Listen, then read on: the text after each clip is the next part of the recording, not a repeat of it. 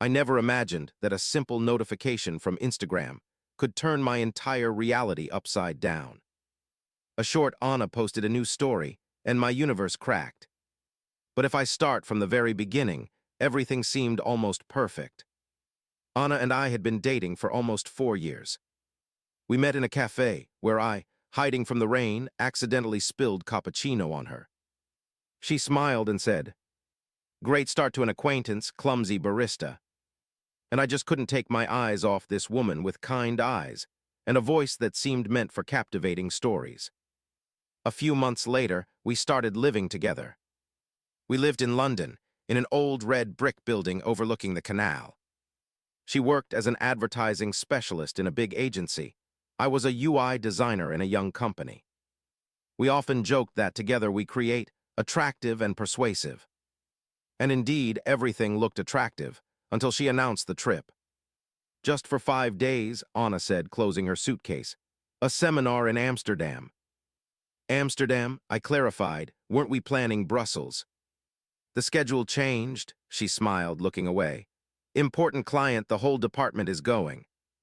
I kissed her on the temple, wished her luck. But there was something unusual in her smile, forced. I attributed it to fatigue. The first couple of days went smoothly. Texts, calls, photos of rooms, tea breaks. On the third day, silence. She didn't respond. Then she sent a brief, "Sorry, swamped, client is annoying, we'll call later," and disappeared for another day. I'm not prone to instant suspicion. But inside, that familiar feeling arose, anxiety without an obvious reason. You can't explain why you're worried, you just feel that something's wrong. That evening, I opened Instagram to distract myself. By chance, I saw a story from Anna's friend, Emma. They often posted joint photos from work parties. And suddenly, a familiar face flashed there. Anna, laughing, raising a glass. Only the background, not a conference hall. Beach waves, palms. And at the bottom of the screen, the tag glowed, Ibiza, Spain. I froze. My fingers hovered over the screen. I watched the story 20 times, saving each frame. There was another clip, a reflection in the glass. A man's shoulder, light shirt. Not my build. Ibiza.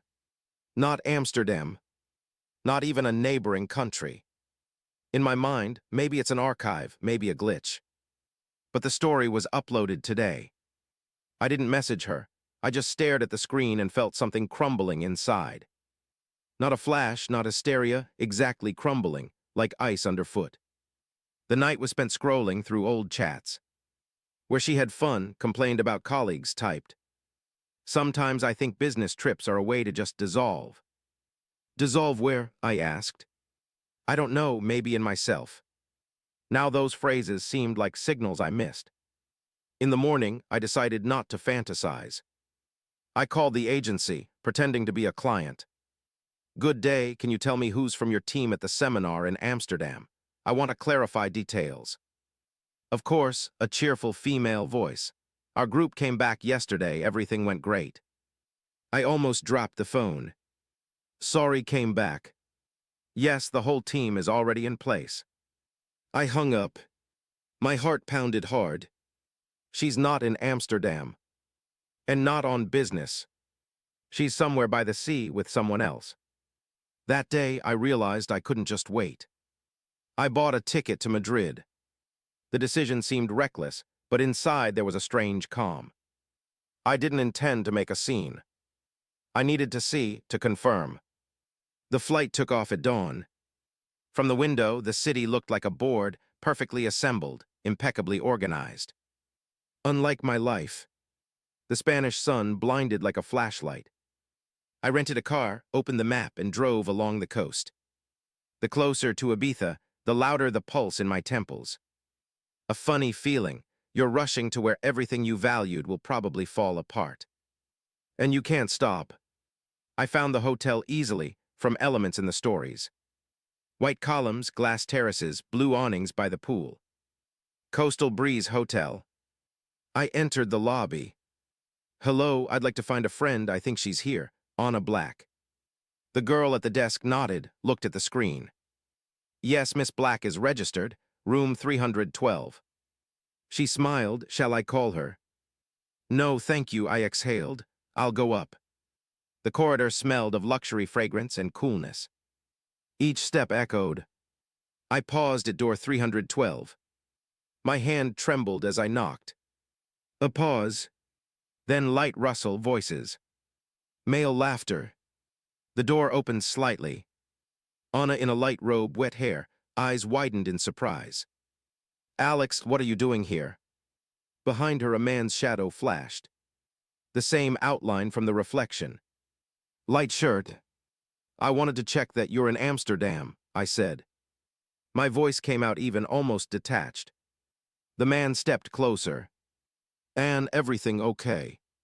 She whispered. Yes, just wait a minute. I looked at her, then at him, and understood everything silently. I didn't yell. I just turned and walked down the corridor.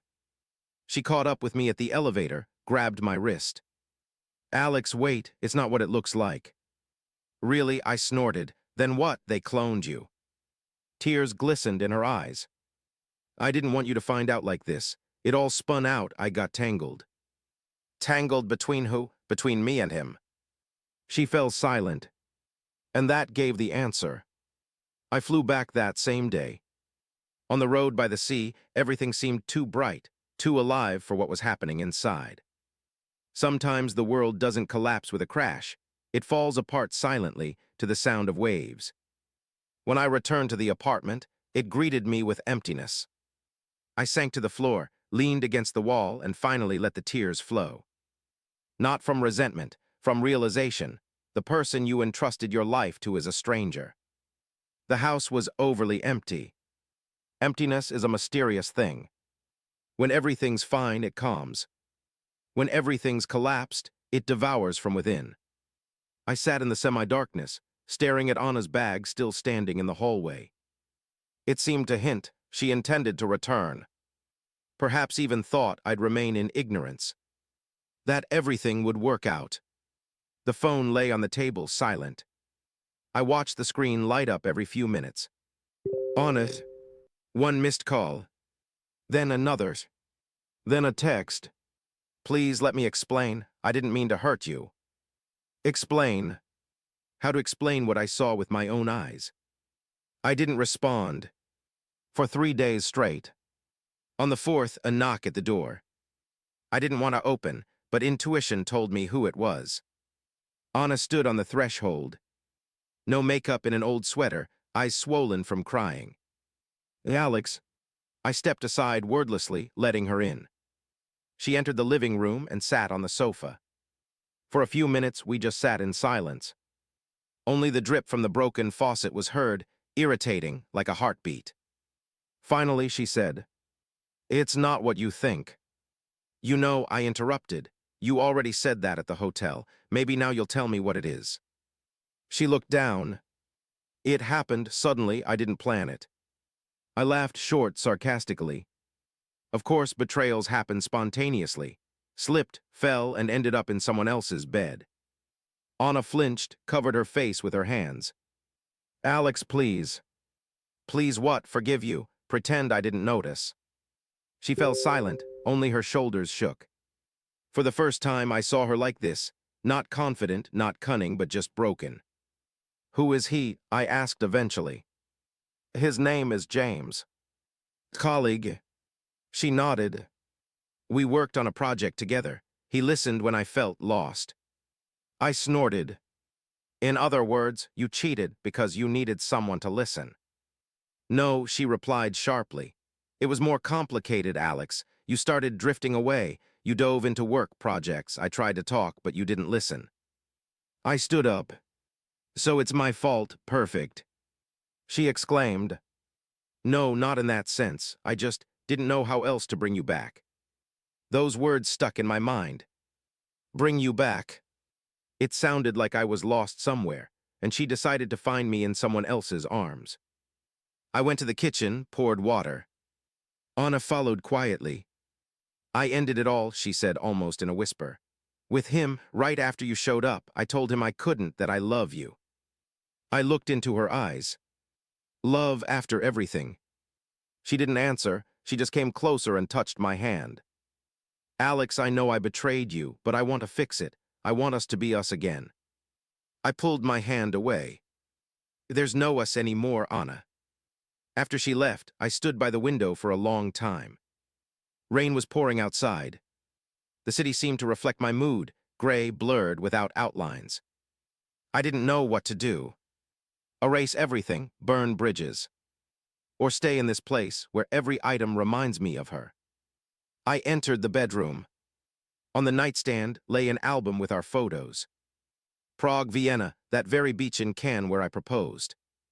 I opened a page, Anna in my sweater, smiling. I remembered that moment, morning after a storm, T talks about plans. Now those photos seemed like frames from a movie, where I played a role without knowing the plot. A week later, her mom called me. Alex, I know something happened between you. Anna is desperate. Maybe you'll let her at least talk. I listened and thought, why does everyone expect forgiveness from me? Why is infidelity a mistake and suffering just a side effect? I didn't answer, I just said, sorry, Mrs. Black, I have nothing to say to her. A month flew by like a haze. Work became an outlet. I left first and returned when the city was already asleep. Sometimes I caught myself opening Instagram, habit. Fingers automatically search for her page. But now it's empty. She deleted her profile. One evening, Emma messaged me, the same friend whose story revealed everything. Alex, I didn't want to interfere, but I have to tell the truth. I didn't know what to expect. Anna was going to confess to you, even before the trip. But James said if she breaks it off, he'll send everything about her affair with the client to the agency. He was blackmailing her. I read the message 20 times. James, not just a partner. He was exploiting her. That night I didn't sleep. Not even out of pity, but from realizing this whole drama is deeper than I thought. Anna cheated, yes, but maybe she was trapped. And part of me, no matter how I resisted, couldn't help but wonder. What if I were in her place? A couple of days later, I received a letter. A real one, paper, in an envelope without a sender. Anna's handwriting. Alex, I don't expect mercy. I just want you to know how it was. James was my supervisor on the project. He knew I wouldn't go on that trip if you objected. So he presented it as a mandatory seminar. I really planned to tell you upon return, but when you appeared, I realized I lost you long before. Not because of the betrayal, but because between us there was more silence than dialogue. Forgive me if you can. Late. I reread the letter dozens of times. Each line seemed both a confession and an excuse. Another month passed. I started seeing a therapist on a friend's recommendation. The first thing I said to him, I'm not sure if I hate her or just miss her. He nodded. That's natural. You can't turn off emotions instantly, even if the person let you down. He was right. Emotions aren't a switch. They're momentum. They fade gradually, resisting. One evening, I was walking down the street and noticed a familiar silhouette in a coffee shop. On it, alone with a cup of tea and a gaze out the window. I stopped. The world seemed to freeze. She saw me too. Smiled. Not the smile from before, sincere, open. A different one. Calm, grateful. I nodded in response and continued on. When I got home, I realized that for the first time in a long time, I didn't feel pain. Just a soft sadness, like a rain trace on glass. Maybe that's healing. Not to forget, not to destroy, but to accept that it happened and it's gone. Several weeks passed after that first encounter with Anna in the coffee shop. Since then, I've been living as if at the junction of two realities. One, work, routine, reports. The other, memories, emotions that can't be turned off. I thought I knew everything about her betrayal, but that was just the tip of the iceberg. In the evening, Emma called me. Alex, you need to see this, she said. What? I asked, trying to keep my tone even. James, he did more. Photos, texts, all in my email. If you want, I can show you. I paused for a moment, feeling a knot tighten in my chest. Show me. 10 minutes later, I was sitting at the monitor. Photos, videos, messages. James really was blackmailing Anna, and that explained a lot. He threatened, if she leaves or tells her husband, he'll send everything about her work, project, and personal life to the agency. She was trapped, and that's what pushed her to weakness, to infidelity. I sat for a long time, not knowing what to do. A feeling of rage mixed with relief. Rage at James, relief that perhaps Anna's feelings for me were genuine. The next day, I called her. Alex, she didn't finish. Anna, we need to meet. Where? I chose the park where we first kissed. Why? She asked, sitting opposite. I want to figure it out, everything. We sat in silence. Only the leaves rustled in the wind. I know it was awful, she said, but you need to know it wasn't about feelings, it was about fear. Fear, I echoed. You're saying you loved me but went to him because of fear. She nodded. Yes, I was afraid of losing my job, reputation, Fear led me to the wrong choice. I looked at her. And what now? You want me to justify you? Anna closed her eyes. I'm not insisting. I want you to understand. We talked for a long time. About feelings, fears, how easy it is to lose a person when you stay silent. She told me that James tried to manipulate not only her, but also the project. That his goal was to break everything she was building. I listened, feeling rage slowly turn into understanding. But understanding isn't justification. Alex, I'm ready to disappear. Immediately, if you can't justify, she said almost in a whisper. I nodded. I can't, not now. Another month passed. Anna tried to restore contact, but I kept my distance. I saw her messages, her texts, but didn't respond. It hurt, but otherwise, I'd lose myself again. One evening, I ran into James on the street. He passed by without noticing me. I felt strange relief. He became part of the past, a stranger. But Anna, she remained in my life like a scar, a reminder of trust that can be lost in an instant. 2 months later, I received a new message from Anna. Alex, I'm leaving. I need time to figure myself out, my mistakes, and who I want to become. I'm not insisting on mercy. I just ask that you be happy, even without me. I closed the message, feeling a mix of bitterness and peace. Bitterness because I loved her and lost her. Peace because I finally understood that no attachment is worth losing yourself. I started writing. Not messages to Anna, not complaints, not excuses. Writing for myself, about feelings, pain, fear, and betrayal. Writing to realize how it's possible to love and lose at the same time. A few weeks later, I posted the text on Reddit. I found out my girlfriend was cheating, and it was more complicated than I thought. This is a story about attachment, fear, and pain that no one noticed. Comments poured in quickly. Sympathy, users' stories, advice. I realized my drama isn't unique. Many people go through this. But for me, it became a start. A start to understanding that life isn't black and white. That forgiveness isn't necessarily reunion. That attachment is sometimes suffering. 6 months passed. I met a woman in a bookstore. Ordinary, with a quiet smile and similar humor to Anna's. We talked for hours about books, movies, life. And though my heart still held Anna, I felt freedom for the first time. Sometimes at night, I think about her. About how it could have been different. But those thoughts don't destroy me. They teach. This drama is bitter. No perfect justification, no full rebirth. There's only a choice, move forward or drown in memories. I chose to move. And perhaps in a year or two, I can say to myself, it was hard, it was unfair. But I endured. And now I can attach again, even if the past left scars.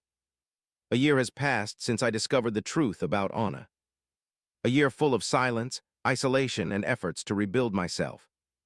I continued working.